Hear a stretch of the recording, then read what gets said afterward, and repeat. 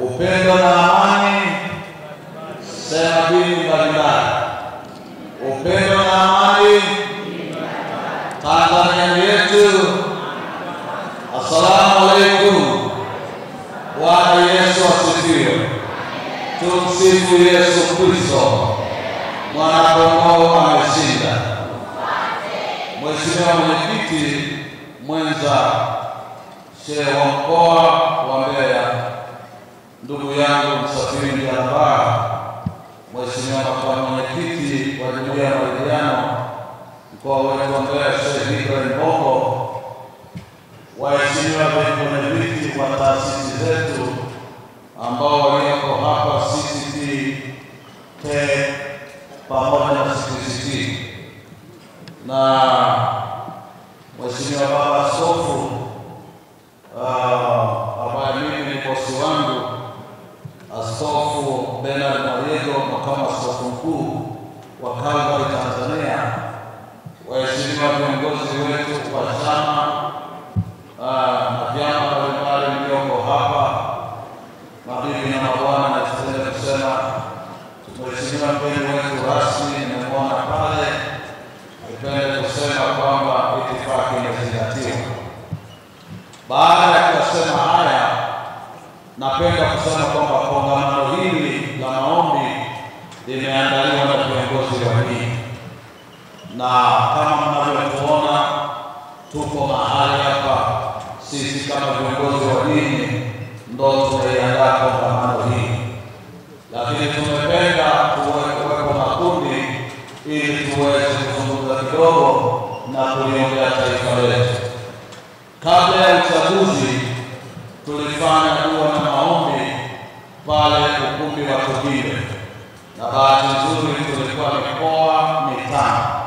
Tulikuwa mkoa wa Iringa, Njombe, Mbeya, Rukwa pamoja na Songwe, na tuliamini kabisa kwamba maombi ndio msaada wa taifa letu.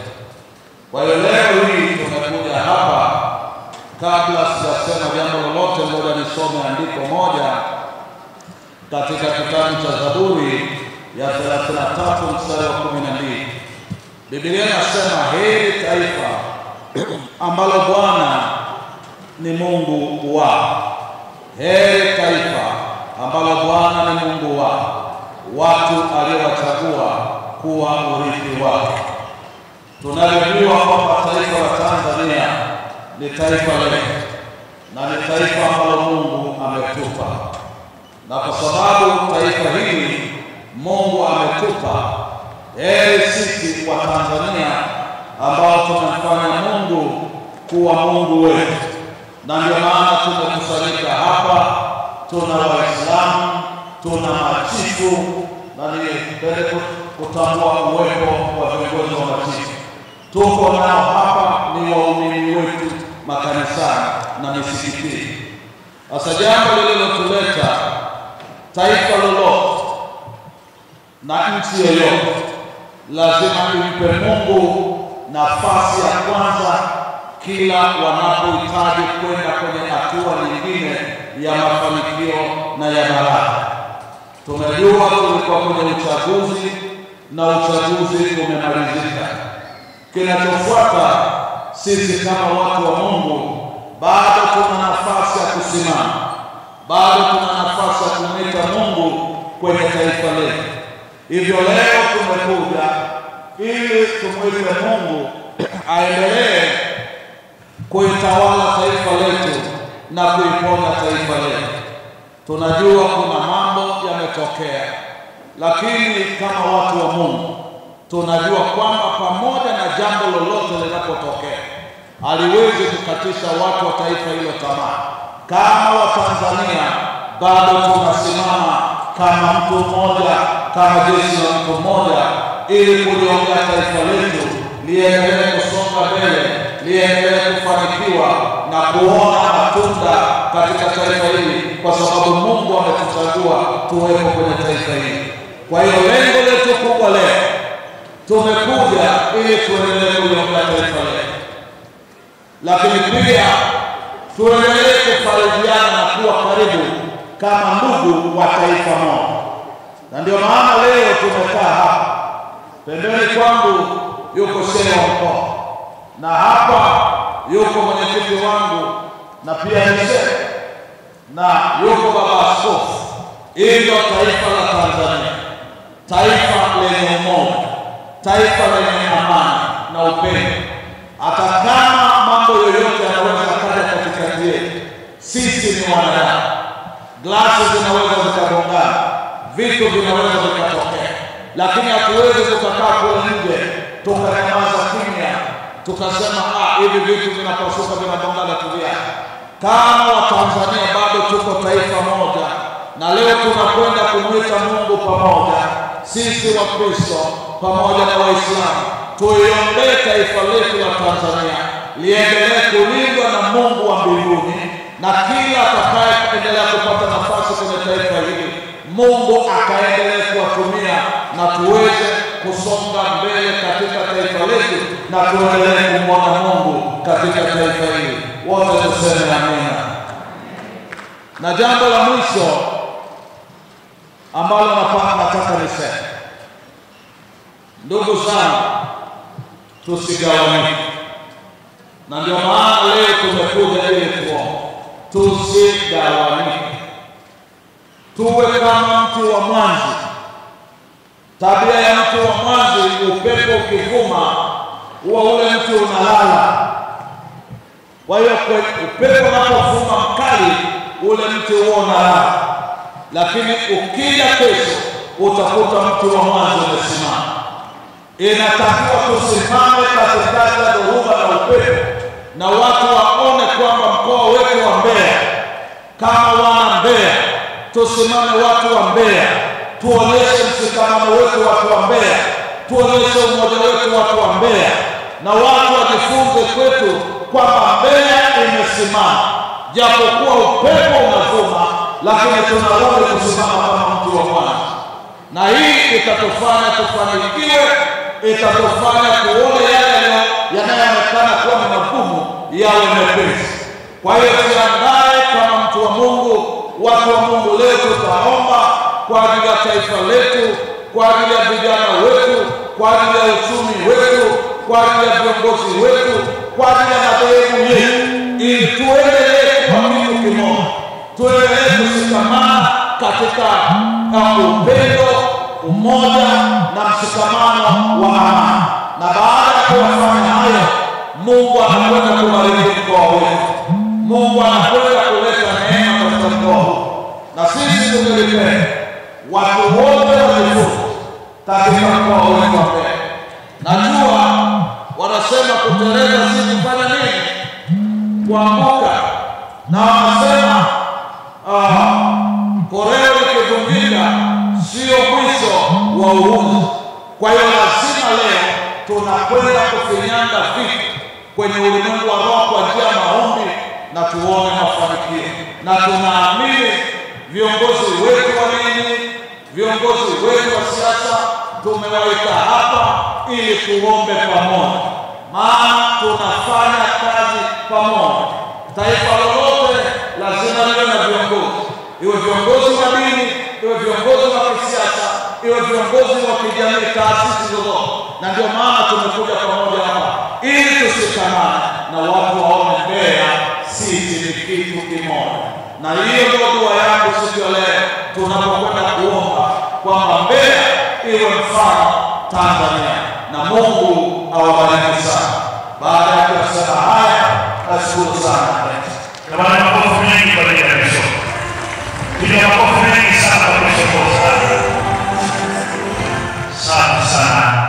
Jamani, kwa wale ambao wanafunga nimetangaza kwamba chai bado ipo baada ya kufika sasa. Kwa hiyo huru unyosha mkono wale wahudumu watakuwa hapo lipo na chai itafikia hapo lipo. Shughuli yetu inakwenda kama umefunga basi mambo yanaendelea. Lakini unaweza kufunga kwa maombi na kula unaendelea mambo yanaendelea. Karibu. Tanzania yetu, amani kwanza. Sauti hairidhishi, haionyeshi kama kweli tunataka amani ndio nchi yetu. Tanzania yetu, Tanzania yetu, amani kwanza. Dini mbalimbali, upendo na amani. Ndio hayo ndio maamkizi yetu rasmi tunapokutana tukiwa dini tofauti, kwa maana ya sisi Waislamu na ndugu zetu wa Kristo. Basi ndio salamu zetu hizo.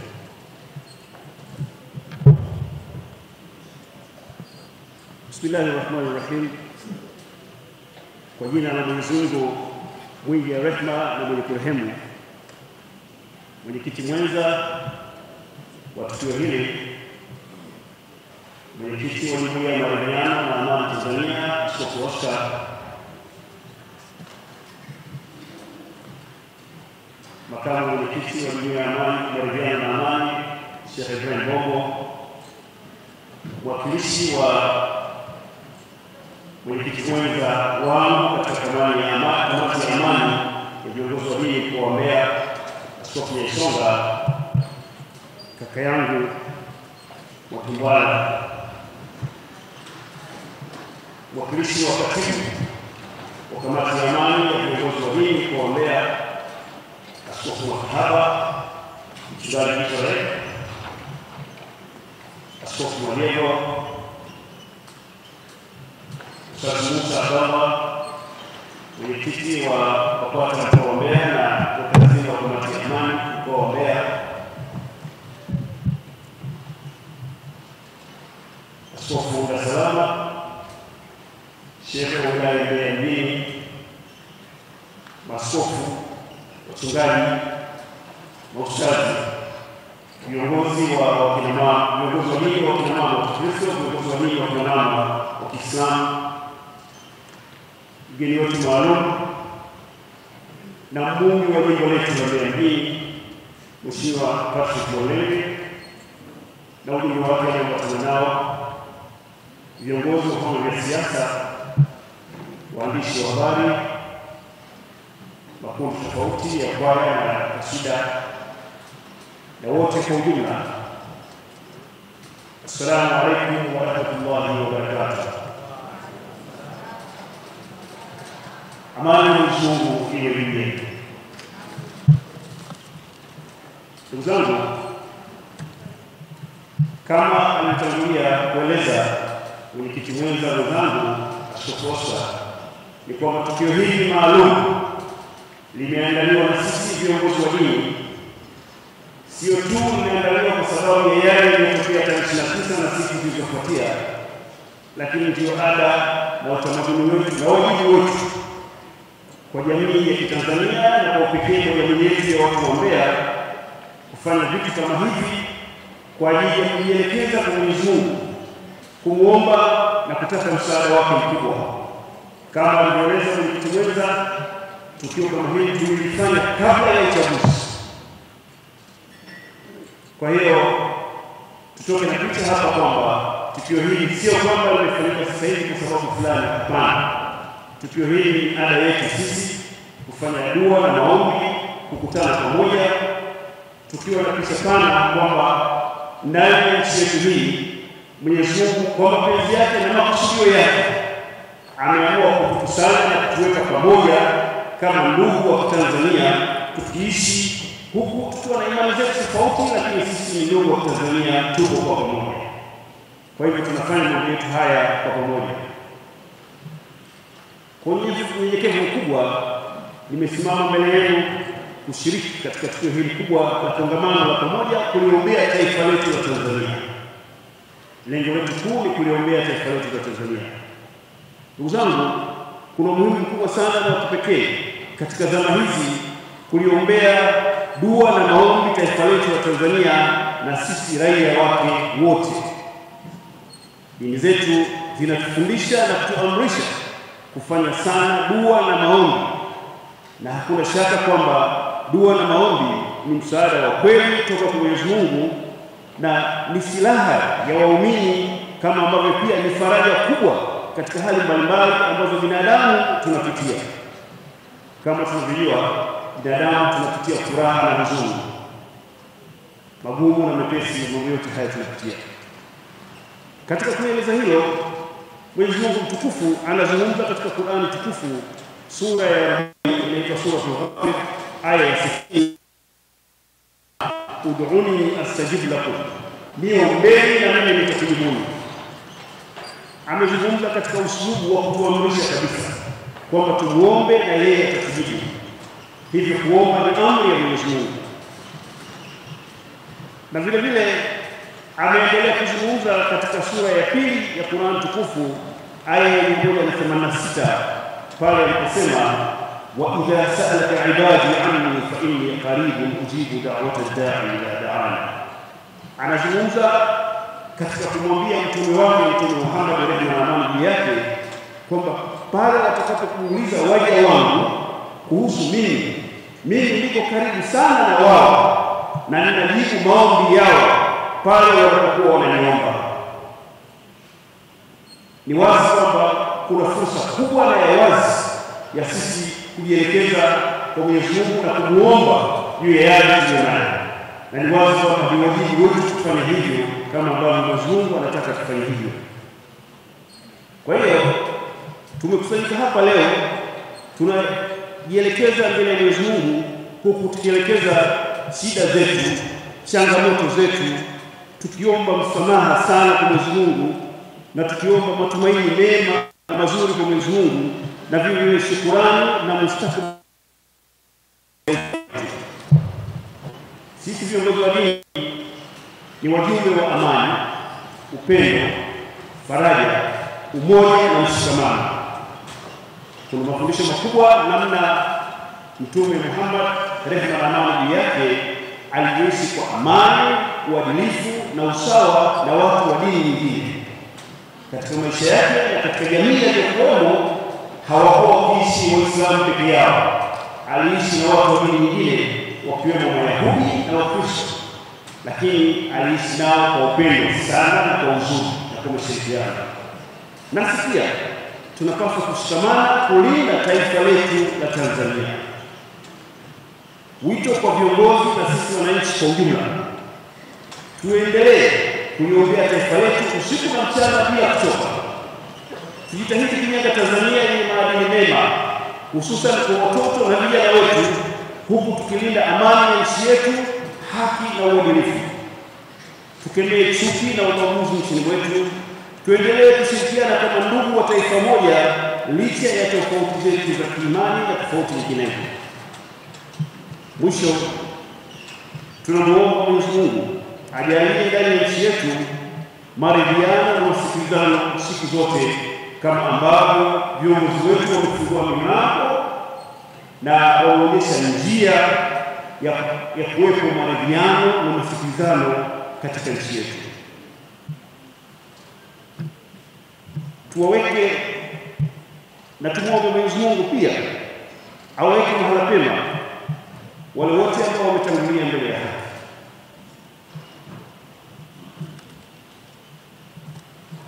Ndugu zangu, Mungu amuondoe ibilisi mbaya katika nchi yetu. Kama yupo ibilisi ambaye ana lengo baya la kuiharibu nchi yetu, tunamwomba Mwenyezi Mungu amuondoshe ibilisi huyo. Awape nguvu, hekima na uadilifu viongozi wetu. Aipe nchi yetu uchumi imara, jamii yenye mshikamano na amani isiyo na mipaka. Ajalie utulivu mkubwa na amani katika mkoa wetu wa Mbeya.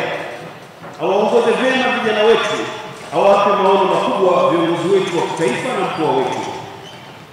Amwezeshe na kumfanyia wepesi katika kutimiza wajibu wake kiongozi wetu, mbunge wetu mpya wa jimbo letu, Mheshimiwa Patrick Mwamnene. Ampe kila wepesi na amjalie kupata ushirikiano na kuwa mzuri kwa wananchi wake katika uongozi. Dini mbalimbali, upendo na amani Tanzania yetu, amani na baraka za Mwenyezi Mungu ziwe nyingi sana katika tukio letu hili la leo na katika hali yote kwa ujumla ya nchi yetu. Amin. Jamani, makofi mengi sana. Tuongeze makofi nilisema. Asalamu alaikum. Tumsifu Yesu Kristo.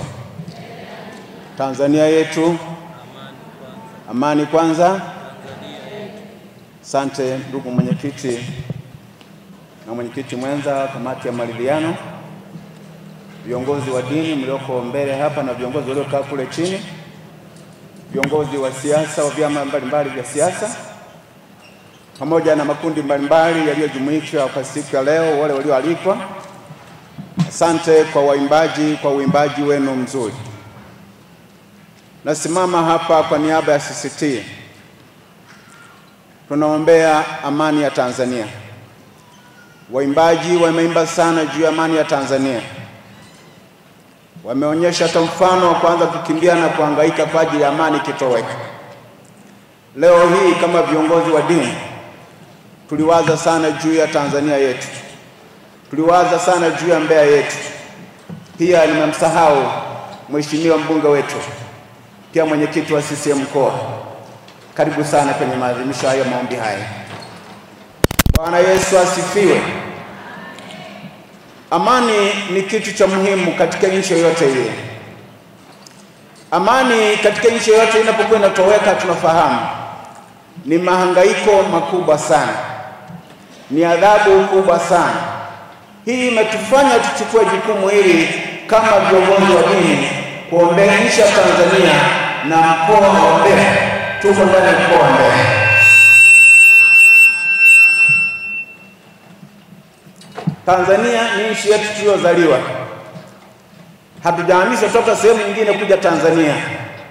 Tumezaliwa hapa, tumekulia hapa, tumesomea hapa, tutamalizia maisha yetu hapa Tanzania. Tunachohitaji amani nchi yetu idumu. Mkoa wetu wa Mbeya tuanze na nyumbani kwetu, kama nyumbani kwetu Yerusalemu.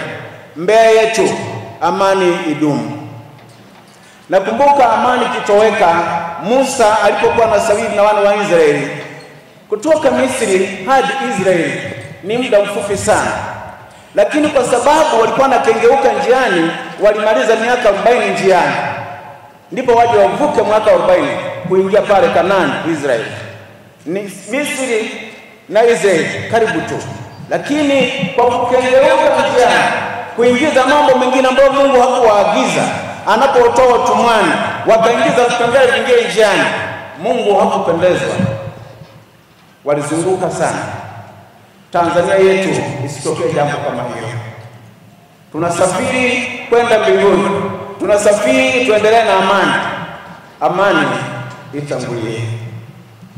Nikisoma maandiko ya kitabu cha Wafalme wa Kwanza mlango wa 8 mstari wa 22 na 23, maana anasema Musa akasimama mbele ya mkutano mzima wa wana Israeli wote, akasema, ee Mungu wa mbinguni, hakuna Mungu kama wewe mbinguni, duniani, chini.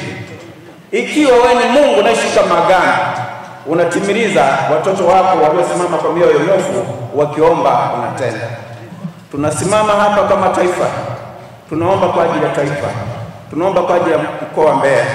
Kila mtu ashuke, anyenyekee, atafakari juu ya amani kitoweka inavyokuwa. Tusimame na amani, tuombee amani itawala. Bwana Yesu asifiwe. Pasiwe kubadilika na kutawanyika kama Watanzania. Huu mwili una viungo vingi, kuna mkono, kuna mguu, kuna tumbo, kuna kichwa. Vimenifanya nifike hapa. Tuungane kama tulivyoungana, wazee wa mila, viongozi wa dini, wanaimbaji, wanasiasa, tumeungana tuombee amani idumu katika Tanzania. Mungu atusaidie sana. Amani idumu, isiyumbe, isigeuke kuleta mambo mengine. Tudumu katika amani siku zote. Mungu na atubariki sana. Jamani, makofi mengi. Amani ni kila Tanzania yetu. Amani kwanza, upendo na amani, dini mbalimbali.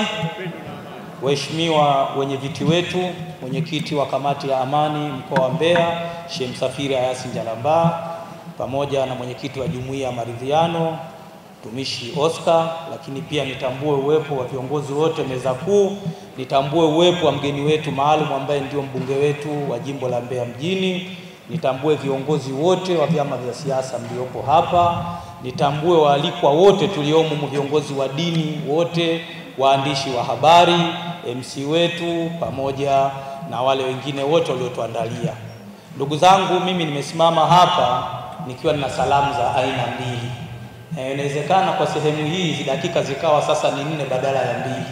Salamu za kwanza nilizo nazo ni za kutoka kwa Mheshimiwa Mufti na Sheikh mkuu wetu wa Tanzania Dr. Abubakar Zuberi bin Ali Mbwana, ambaye yuko nchini Jeddah, Saudi Arabia kwenye mambo mengine, lakini kwenye jambo hili, tukio hili, taarifa hizi anazo, na yeye kwa nafasi yake amesema anaungana pamoja na jukwaa hili katika jambo hili ambalo limeunganisha leo katika kuzungumzia amani ya nchi yetu na kuiombea nchi, na yeye anaungana na sisi na ametupongeza sana. Naomba viongozi wetu mpokee salamu hizi za Mheshimiwa Mufti. Lakini sambamba na hilo, tuna baraza la BAKWATA mkoa wa Mbeya. Waheshimiwa viongozi wetu pamoja na mgeni maalum, BAKWATA mkoa wa Mbeya kwanza inatoa pole sana kwa yale yote yaliyotokea tarehe 29, 30 mpaka na kuendelea, kwa wale waliopoteza maisha, kwa wale ambao waliopata changamoto mbalimbali. Lakini mwisho wa siku baraza mkoa wa Mbeya limekuja na kuomba, sisi tunasisitiza sana amani, na hii amani inategemea muunganiko wa viongozi wa vyama, inategemea viongozi wa makundi mbalimbali, na sisi BAKWATA mkoa wa Mbeya tupo tayari kushirikiana na mtu ya aina yoyote, chama chochote, taasisi yoyote, jumuiya yoyote katika masuala yanayohusu amani ya nchi yetu. Na mfano mdogo tu kupitia jukwaa hili, viongozi wangu, mtaona kwamba kama kuna watu wanaofanya haya wanatoka katika jamii zetu. Kwa kama mnaona kuna sehemu viongozi wa chama mmeshindwa, viongozi sijua nini mmeshindwa, sisi viongozi wa kidini tupo, kwa sababu hawa ni waumini wetu. Tutakuja, tutakaa na majukwaa yetu haya, tutaona kama ni kumfuata yule ambaye nyinyi mmemshindwa, sisi tutamfuata. Kwa hiyo BAKWATA mkoa wa Mbeya inasisitiza sana na inaomba sana tuendelee kushikamana katika yale yanayoleta amani katika nchi yetu, yanayoleta amani katika mkoa wetu, lakini yanayounganisha jumuiya zetu hizi za kidini katika mkoa wetu. Hizi ndo salamu za BAKWATA mkoa wa Mbeya. Asanteni sana na Mungu atubariki, tuishi katika kongamano letu hili kwa salama na amani, na tukitoka hapa tukaeneze haya ambayo tumeyazungumza hapa. Asanteni sana. Asante sana jamani, makofi mengi kwa ajili ya Sheikh Musa. Tunashukuru sana. Tanzania ni yetu. Amani kwanza. Akina mama sauti kidogo, siwasikii, mbona tumekuwa kimya sana. Tanzania ni yetu. Amani kwanza. Kwanza kabisa napenda nimshukuru Mwenyezi Mungu kwa siku hii ya leo, lakini pia niwapongeze viongozi kwa kuandaa hafla hii, yani hili kongamano kwa ajili ya tukio la leo. Lakini pia niwapongeze wote ambao tumehudhuria hapa, na niwaombe haya ambayo tunayaongelea hapa tuyachukue, tuyapeleke kwenye familia zetu, kwenye watoto wetu, ili tuweze kuisimamisha amani. Sisi kama wazazi, na hasa nimguse mwanamke, akina mama sisi ndio chanzo cha amani katika familia zetu. Uongo kweli? Basi niwaombe tuendelee kuongea na kizazi chetu ili tuweze kuisimamisha amani. Naomba ninukuu katika kitabu cha Mwenyezi Mungu, kinasema kwamba sikuwaumba binadamu na majini ila kuniabudu. Sasa katika kuabudu, kama hakuna amani, hatuwezi kumwabudu Mwenyezi Mungu.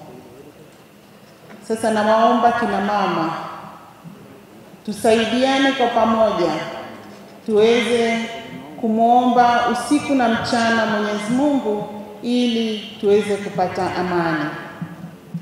Lakini kina baba, nyinyi ndio vichwa wa familia, nyinyi ndio viongozi wetu. Nyinyi msipotuongoza, amani haiwezi kupatikana. Naomba tukitoka hapa tuendelee kuitangaza amani, tuweze kuongea na familia zetu, tuwaongoze kina mama ili amani ipatikane. Kwa nini tunaongea amani? Mmesikia hapa kuna wimbo umeimbwa kwamba kama hakuna amani watu wanakuwa wanakimbia huku na kule. Lakini nyinyi pia ni mashahidi wa tarehe 29. Kwa hiyo tuwaombe sana, tuzidishe maombi ili kisijirudie kama chifu wetu alivyosema. Ni jambo baya, ni doa kubwa katika familia zetu, katika nchi kwa ujumla, kile kilichotokea. Kwa hiyo naomba sana tuendelee kuiombea Tanzania, upendo, amani na mshikamano. Amani haipatikani kwa vurugu. Tukiomba kwa Mungu, Mungu anajibu. Kama kweli tunataka amani, tuzidishe maombi. Na niwaombe viongozi wangu wa dini zote mbili, sisi sasa hivi tusilale, tuzidishe maombi usiku na mchana ili amani ipatikane. Kwa hayo machache, wa hadha, assalamu alaikum wa rahmatullahi wa barakatuh. Asante sana. Asante sana ambao Mungu ametuunganisha. Tuanze sasa dua kwa upande wa Waislamu, na sisi Waislamu tutaongozwa na shekhe wa mkoa, na shekhe wa mkoa anaelekezwa namna ya kuomba dua na Mwenyezi Mungu kwenye Qur'ani pale aliposema, wa idha sa'alaka ibadi anni fa inni qaribun ujibu da'wata ad-da'i idha da'an falyastajibu li waliyu'minu bi la'allahum yarshudun. Hayo ni maneno ya Qur'ani yanazungumza umuhimu wa kuomba dua.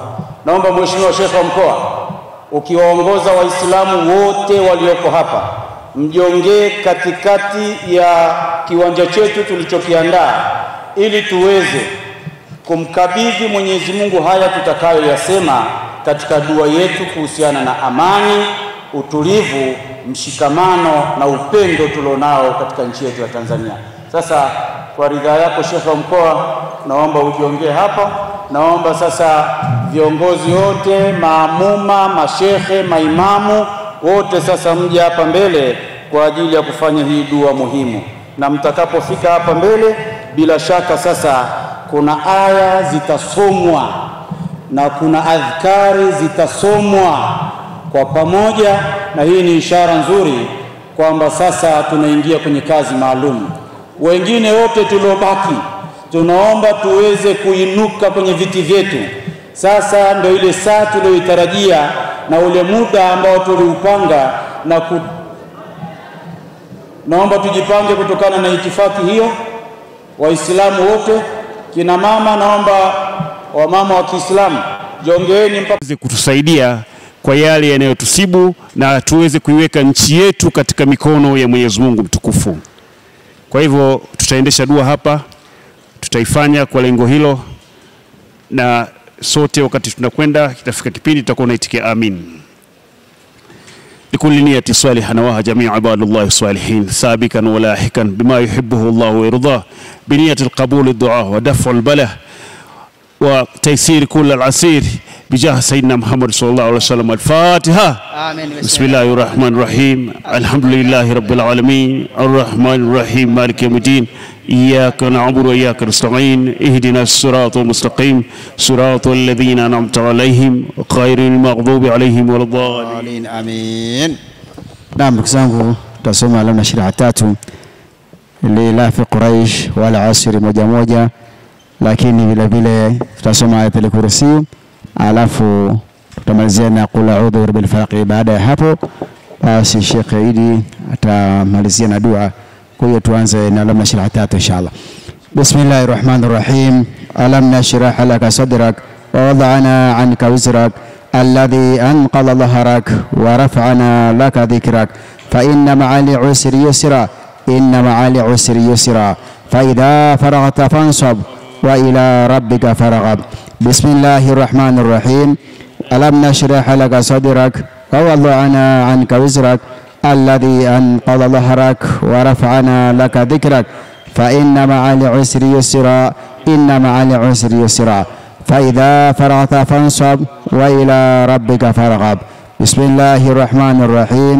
ألم نشرح لك صدرك ووضعنا عنك وزرك الذي أنقض ظهرك ورفعنا لك ذكرك فإن مع العسر يسرا إن مع العسر يسرا فإذا فرغت فانصب وإلى ربك فارغب. بسم الله الرحمن الرحيم. والعصر إن الإنسان لفي خسر إلا الذين آمنوا وعملوا الصالحات وتواصوا بالحق وتواصوا بالصبر. بسم الله الرحمن الرحيم. لإيلاف قريش إيلافهم رحلة الشتاء والصيف فليعبدوا رب هذا البيت الذي أطعمهم من جوع وآمنهم من خوف. بسم الله الرحمن الرحيم.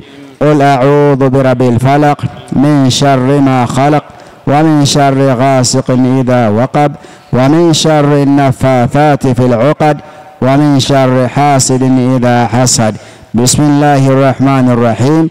الله لا إله إلا هو الحي القيوم لا تأخذه سنة ولا نوم له ما في السماوات وما في الأرض من ذا الذي يشفع عنده إلا بإذنه يعلم ما بين أيديهم وما خلفهم ولا يحيطون بشيء من علمه إلا بما شاء واسع كرسي السماوات والأرض ولا يؤوده حفظهما وهو العلي العظيم. على هذه نية الفاتحة.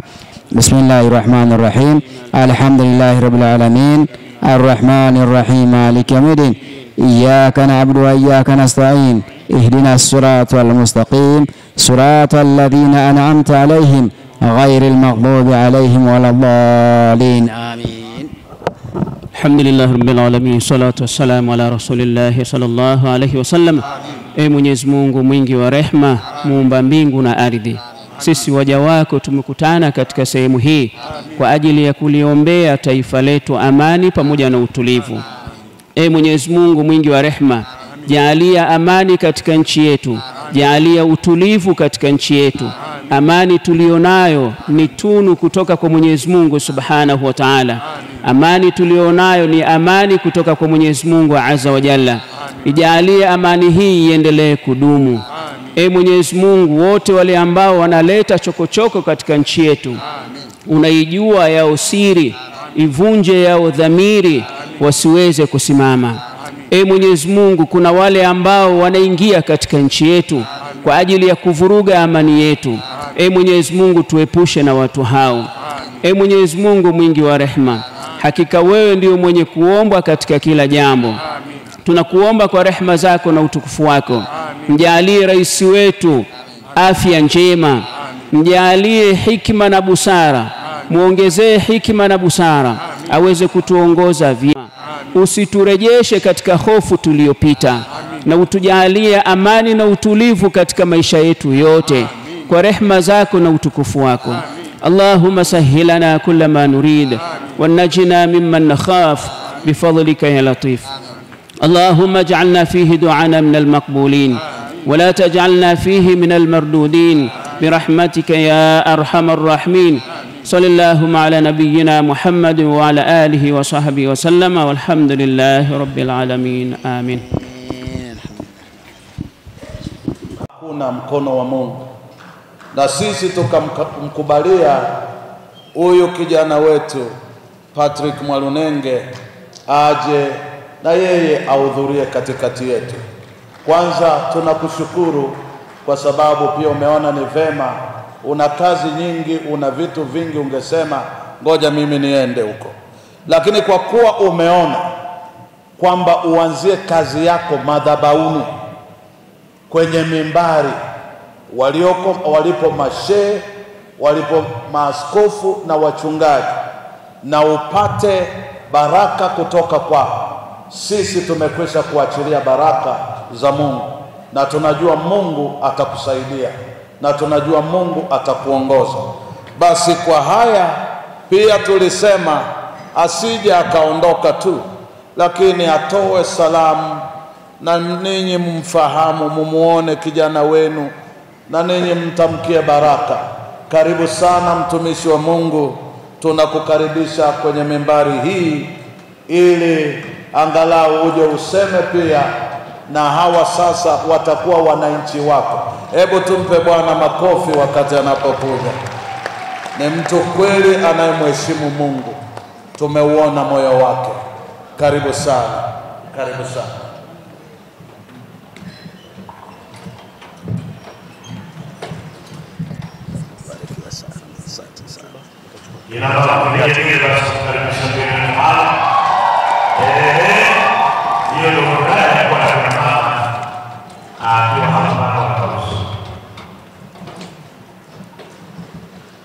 Tumsifu Yesu Kristo.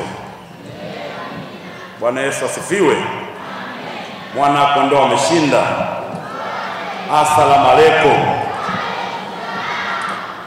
Awali ya yote namshukuru Mwenyezi Mungu, viongozi wangu wa dini, maaskofu na mashehe, aliyetujalia neema ya uzima na afya na kutuwezesha kukutana siku ya leo.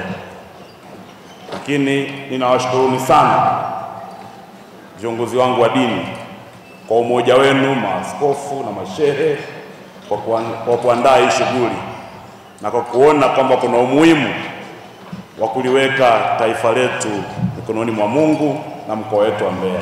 Ninawashukuruni sana sana sana. Na mimi pia kwa nafasi yangu nitaendelea kuwaombea mwe wazima, mwe na afya, ili muendelee kutuombea sisi viongozi na kuiombea nchi yetu na mkoa wetu wa Mbeya. Asanteni sana. Lakini pia naendelea kuwashukuru kwa kunipa nafasi ya kunialika na mimi niwe miongoni mwa wageni kwenye shughuli hii. Ninawashukuru sana. La pili, ninawashukuru wana Mbeya mjini wote kwa pamoja kwa kunichagua mimi siku ya tarehe 29, lakini kumchagua Daktari Samia Suluhu Hassan na madiwani wote kwenye uchaguzi ulioisha, na sisi hatimaye mimi nilikuwa mbunge wa jimbo la Mbeya mjini. Nawashukuru sana. Kwa hiyo niliyesimama hapa naitwa Patrick Mwalunenge, ndiyo mbunge wa jimbo la Mbeya mjini.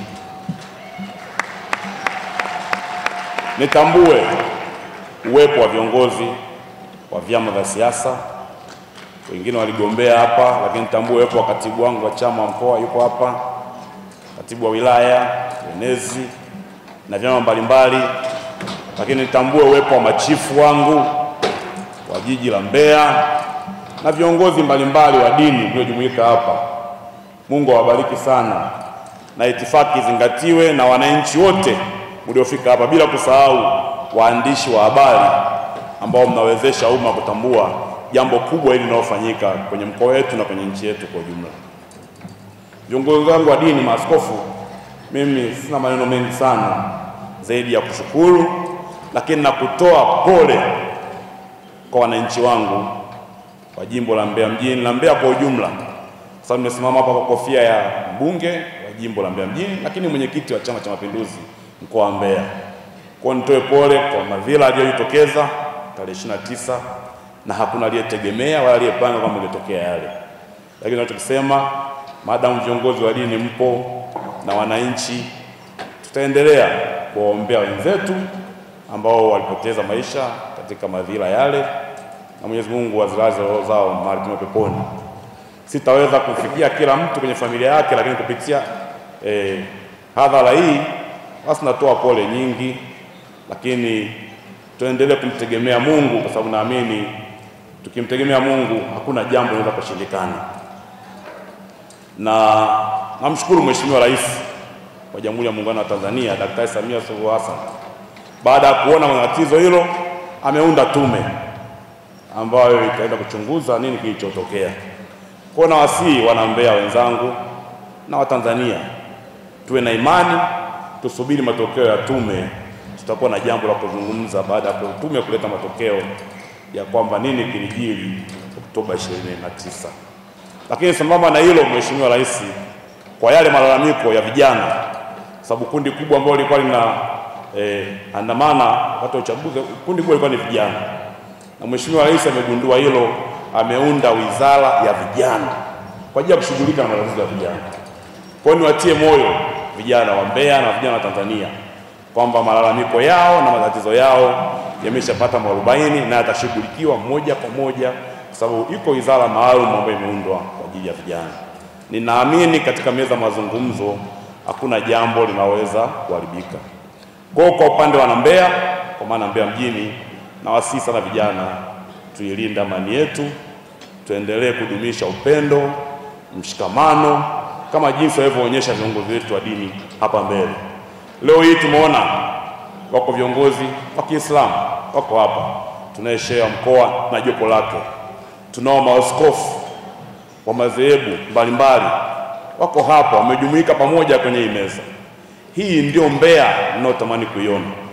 Aliongea MC pale, wakati naomba mimi nafasi huko napita huko mitaani, nilisema moja ya kazi kubwa nitakayoifanya ni kuwaunganisha wana Mbeya, tuongee lugha moja, tuwe kitu kimoja. Kwa viongozi wangu wa dini, kwa mfano huu mliofanya leo, mmenitia nguvu sana mimi, na mimi kwa level yangu ya kiongozi, kwa mbunge na mwenyekiti wa chama, nitatumia platform hii na makongamano kama haya kuunganisha wana Mbeya ili tuzungumze maendeleo, tuwe kitu kimoja. Na nimefurahi kuona viongozi wa vyama mbalimbali vya siasa. Ninawaahidi na ninawahakikishia tutafanya kazi kwa pamoja, tutashirikiana na vyama vyote ili tuweze kutengeneza mkoa wetu wa Mbeya na jimbo letu la Mbeya mjini, ili tuweze kukimbiza maendeleo, kwa sababu sote ni wana Mbeya, sote ni Watanzania. Tuzungumze. Katika mazungumzo nina uhakika hakuna jambo litakaloharibika. Mbeya ni ya kwetu, tusichome, tusiharibu Mbeya yetu ambayo imejengwa kwa miaka mingi na waasisi wa taifa letu, Mwalimu Julius Nyerere na Amani Abeid Karume. Sasa isifikia hatua sasa tukaiangamiza taifa letu sisi wenyewe. Hilo ndio wito wangu, naomba sana. Kuna jambo lolote tuzungumze. Niko tayari kwa ajili ya kuzungumza. Mimi ni mtumishi wenu, niko tayari kuwatumikia. Mengi nimezungumza wakati naomba kula. Yako mipango mizuri sana tumepanga kwa ajili ya vijana wa jimbo letu la Mbeya, lakini na Mbeya kwa ujumla. Kwa nipeni muda, nitakutana na makundi mbalimbali ya vijana, wanieleze changamoto walizonazo.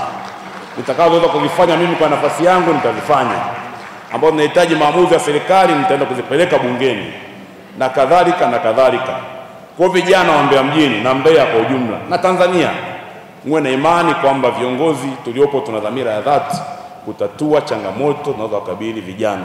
na tumeshaanza, viongozi wangu wa dini, nimeshaanza kupita na kukutana makundi mbalimbali ya vijana ili wanieleza wanatamani nini kitokee kwenye jimbo lao Mbeya mjini, wana changamoto zipi, na mimi niko tayari kutumika kwa ajili ya kuhakikisha jimbo la Mbeya mjini linakwenda vizuri, vijana wanapata ajira, vijana wanapata mitaji, vijana wanawezeshwa kiuchumi.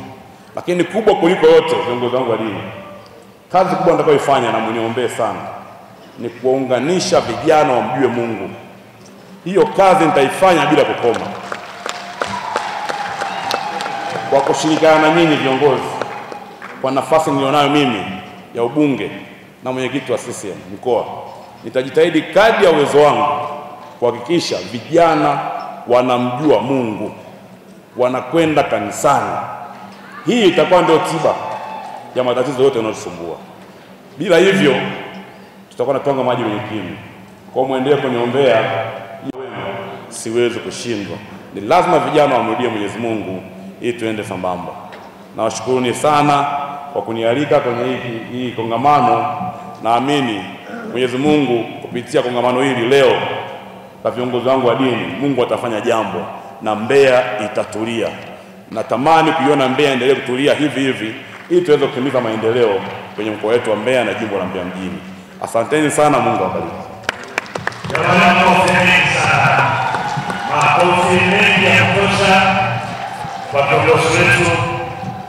Tuongeze makofi na vigelegele viongezeke, naleta burudani nzuri. Tumpe muda mbunge wetu, amesema tumpe muda kiongozi wetu aiunganishe Mbeya iwe kisiwa cha amani na upendo na utulivu.